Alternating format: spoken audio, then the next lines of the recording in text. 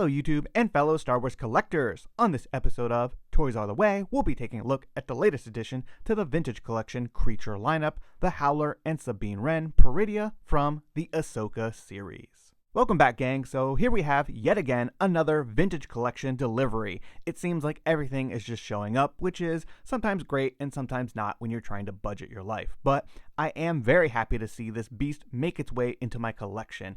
I am a big fan of the Ahsoka series, and this is also something I never thought we would actually see in the Vintage Collection. It's just such a random beast, and it's not as quote-unquote iconic as like a dewback or some of the other creatures we see in the Star Wars universe. But I am very happy that Hasbro has been doing a wonderful job in terms of world building for the Ahsoka series and getting us a pretty hefty lineup of all the characters from the show.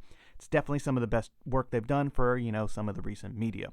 So very excited and content to finally have this one added to my collection.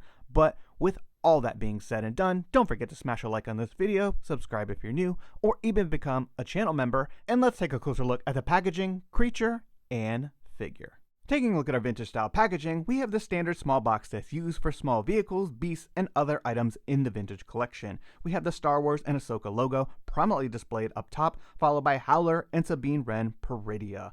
And then we have a nice image of the Howler with Sabine riding it on a lovely Peridea setting that looks absolutely brilliant with the Kenner logo down below.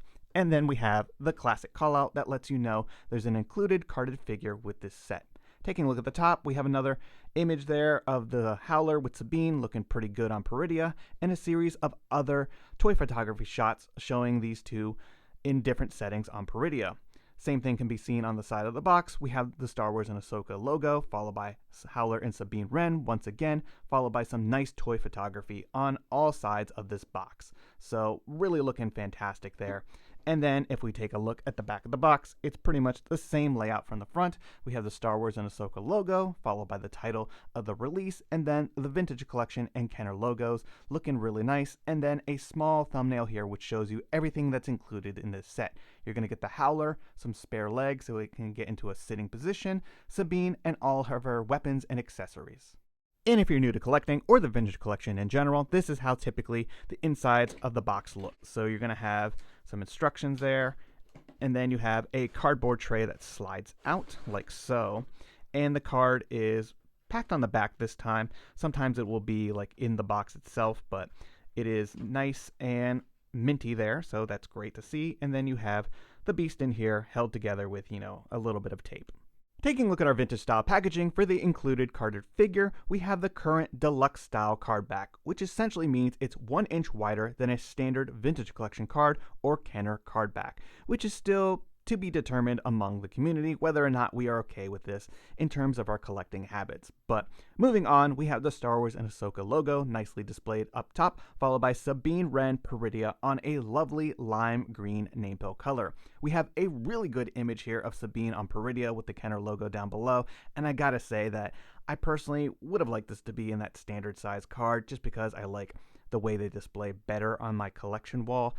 And this is just such a good image of Sabine that I find it a little bit disappointing that it's going to be on this deluxe size card. But regardless, we have a nice figure here on a bubble with a number of accessories. And once again, I will say it's looking a little bit light there in terms of accessories and just how big this bubble is. But regardless, still a pretty good looking card. On the back, she is VC352 in the line, Sabine Ren Peridea, and we have a small description of the character, followed by the Vintage Collection logo, and additional images of the card and figure. So once again, our Ahsoka series lineup continues to grow in terms of our carded collections, but I will say that this is just such a good card image, and I am really looking forward to adding this one to the display, but I really do wish it would have been on a standard size card. And once again, I know it's very challenging for some people to accept these deluxe size cards, especially when we're getting bubbles like this that don't really look like they have a ton of accessories in them. There is definitely a lot of plastic space in here, and I think if Hasbro really wants this to be successful, they need to be packing in as much value as possible for these deluxe size cards. Taking a look at Sabine out of the packaging, I wanted to focus on the main upgrade here when it comes to this figure, and it is the helmet, which, as you can see, when compared to the previous standard deluxe version that we saw a while back, these are drastically different, and they have done a much better job here.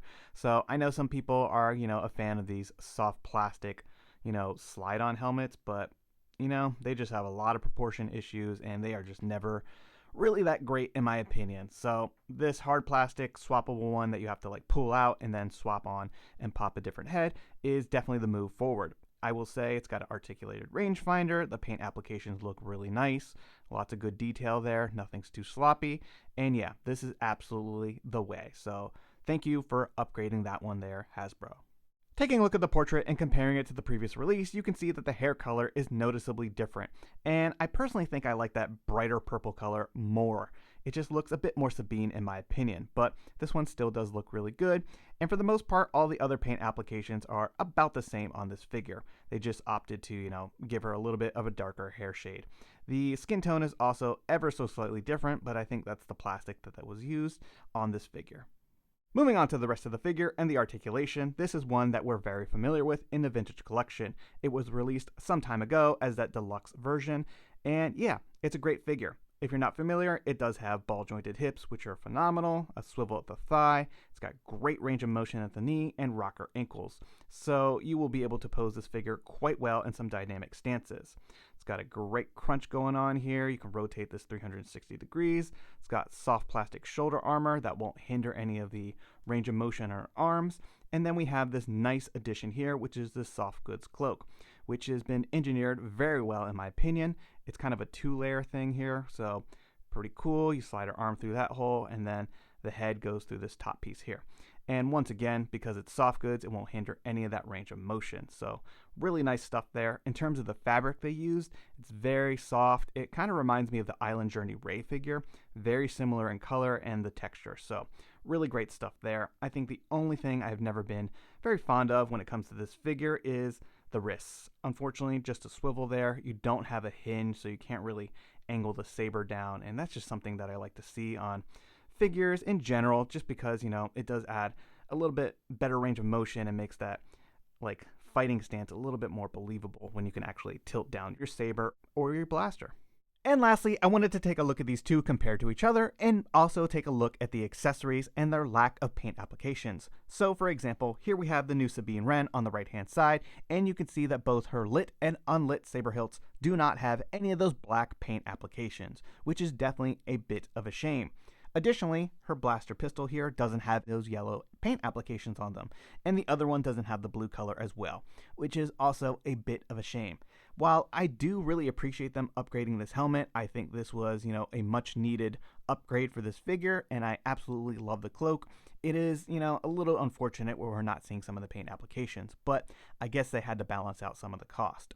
The rest of the figure is nearly identical in terms of the paint application. You can see here on the front, she has all those different, stripe marks on there and stuff, so that is good to see. One thing I will point out as well is the number of accessories you're getting here. So with the Peridea version, you're getting basically the cloak and the updated helmet, and then all the other, blasters and sabers and stuff, but you're not getting that spray paint gun, which, she didn't really use in the Ahsoka series. It was more of a Rebels thing, and you're not getting this side bag. So that's a little interesting because, the original one was a deluxe. This one is on a deluxe card, but I don't know. You tell me in the comments down below if you think, this needed another accessory to be included in the bubble or whatever, because it's kind of hard to compare them. Like, I feel like the original one has more accessories, but this one's on a deluxe card. At the same time, we're getting a new helmet, which is nice, but I do think that bubble was a little empty, and if I want to be kind of greedy here, I think Hasbro should have included like a little Noti figure or something like that in this box. That would have been really cool. It's kind of an army builder. And yeah, I would have bought multiple Howlers and get some Noti into my collection, because I don't think that's something that's ever going to be put on a standard card or whatever. But maybe we'll see it with a Peridea Ezra someday. Regardless, both of these are great additions to the collection. I'm just a little bit disappointed that they didn't put some of the paint applications on the saber specifically. And here we have the Howler out of the packaging, and I've got to say that this is such an incredible beast, and Hasbro has done a really nice job with this one. I will also say that this is such a funny one. If you tilt his head at certain angles, this is absolutely a ridiculous looking critter. Absolutely love it. Never thought we would get this one into the line. It's just such a random beast that looks like something from a fantasy like novel, but yeah, very happy that they're continuing to build out the world of Ahsoka. But moving on, we have some wonderful new sculpting here. This thing is all new from the ground up, and it's got some great articulation. As you can see, it's got ball jointed hips and forearms, which is fantastic. It does have hinges here, so you're able to straighten the leg out like so, and then it has rocker ankles, which is wonderful and impressive. I love that Hasbro is stepping their game up and kind of competing with like other companies like the Hammond collection and some of the dinosaurs that we're seeing over there. Again, we got rocker ankles on the front. You got a hinge here, so it's able to do kind of a walking pose like that, which is phenomenal. You got great range of motion there. And then the head has some great articulation as well. The jaw, of course, is able to open like so. You can close it a little bit, and then the head is able to lean downward. You can lean it pretty far back, and of course tilt it like so. So really great stuff there. Then moving on to the tail, it's got some articulation as well. You're able to kind of just rotate it, so you got some different stances there, a little bit more of a down tail, and then you got that happy up tail. So pretty cool. You can put it side to side. It's got a little rotation and a little bend to it, but nothing too crazy. It's not that soft plastic with like a wire in there, but I think that would have been kind of neat. It's just hard plastic, so it's kind of stuck in this like sculpted pose, if you will. Then moving on to the rest of it, it's got some great detail here on the like saddle. These little foot strap things are able to rotate 360 degrees, so you can adjust those as needed to get the figure on here. This is all like hard plastic sculpted together. You are able to take it off. It's simply a little peg clip right there, and you can just remove it like so and have like a almost wild Howler out there. It unfortunately has a large hole in the back due to how they kind of engineered this. I would have preferred that to be a little bit smaller, but at the same time you can't really get a wild Howler because it has the reins on it, which I don't really want to pull those out. They seem like they come out, but I'm not trying to mess with that. But regardless, it would have been sculpted on here, so it couldn't be like a wild Howler if you even kind of wanted it to be, but maybe some customizers out there will play with this and see what they can do. And then you can simply just put the harness back on like that, and yeah, pretty awesome stuff there. I will say it's a really neat creature. I like that it's all new, and it's got some great articulation. Taking a close-up look at the portrait in detail, the eyes have some really nice paint applications on them as well. I love kind of all the shading and like just gradient colors that they added here to his fur. The teeth have some paint applications on them that are done very nice and clean. You got some nice like dark pink red color in there for his mouth and tongue. It looks really, really fantastic. You got a little bit more paint application here on his ear, like kind of a different grayish purple color. And yeah, the paint application just sculpting on this face is absolutely wonderful. Again, I think he looks really ridiculous at certain poses. It just looks like he's laughing. But these creatures had a lot of personality, in my opinion, in the show. And yeah, they've done a really nice job here in terms of the sculpting and kind of bringing this new beast to life. And the most important question of all, can the Sabine action figure ride this Howler with ease? And the answer is yes. They have done a really, really wonderful job here in terms of the articulation, the sculpting, and the engineering. So here you can see the foot straps. They are, that soft plastic, and you're able to slip her foot in there quite well. And both of them don't look, awkward. It's a great balance there. And as you can see, she sits all the way down on the Howler. Thank you, ball jointed hips and proper articulation for action figures. And here you can see I've got him in a bit of a running stance, and he's just doing his thing there on Peridea, and they're off on their way to try to find Ezra. So I'm really happy that, this thing has been engineered well. They thought it out very thoroughly. And yeah, this is going to make a phenomenal addition to any display. And especially if you're like an Ahsoka or Rebels fan, this one is just a must have.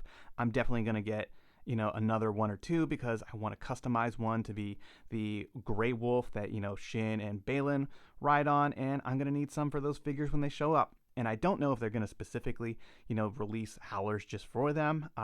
It's a possibility, this is a simple repaint, but this is something that I want to add a couple to my collection just in general. And the last accessory we need to take a look at are the extra legs that were included. They gave you these so you're able to put this in an actual sitting stance because I don't think there's any way you could actually get this thing to kind of sit the way you need it to. his leg is just not going to interact with all the stuff the way it needs to. It actually kind of just looks like he's peeing right there, which you can actually, get him in that kind of stance if you choose to do so. But I digress. All you need to do here is pop off the legs, off the joint, like so, and then take one of the spare legs and simply pop it on. I will say these were a little bit more challenging to actually pop on, but with a little effort, there you go. And then you can take the other one like so and do the same thing. This side, for some reason, requires a little bit more of extra elbow grease and a little bit more strength to kind of pop it on, but there you go. So now he's able to do that little sitting stance, and we're going to get him set up and show that off in just a second. And there you go, we have the Howler all set up and doing its thing, howling at the moons of Peridea, which I think this was a really smart choice here. I like that they're thinking outside the box and getting us multiple, display options here. He could get that command to Dota from Sabine, which means pretty much get the heck down and chill out dog thing.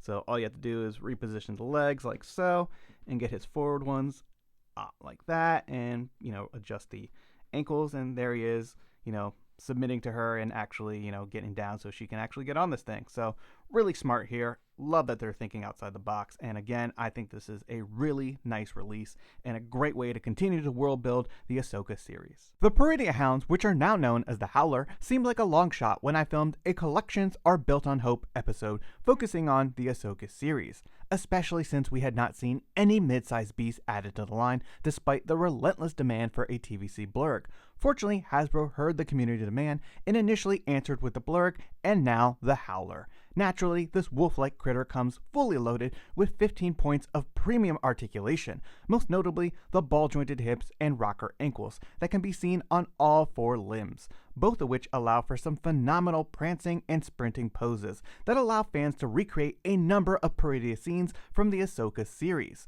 Additionally, the ball-jointed neck and articulated tail and hinges at the jaw allow the Howler to achieve a variety of different expressions that really capture the personality of this space hound. Meanwhile, the inclusion of extra hind legs that are sculpted for alternate posing capabilities is simply a game changer and shows Hasbro's commitment to articulation, posing, and keeping 375 alive. The repack Sabine Wren action figure is one of the finest that we have ever seen in the vintage collection, and is easily able to ride and interact with the Howler thanks to premium articulation, attention to detail, and wonderful engineering that is seen on the soft plastic saddle, stirrups, and reins. I must say, it's a huge relief to actually have the Howler added to the vintage collection, and I am personally shocked that fans did not have to make noise or show demand for an extended period of time simply to add this one to our shelf displays. This beast definitely packs a lot of punch, and the updated Sabine helmet and new cloak is certainly another strong upgrade for TVC fans. I hope you've enjoyed this video and taking a look at this latest addition to the vintage collection creature lineup, the Howler and Sabine Ren Peridea from the Ahsoka series. Feel free to let me know your thoughts in the comments down below, and don't forget to smash a like on this video and subscribe if you're new to the channel. It really helps and is always greatly appreciated. Thanks everyone, and may the Force be with you.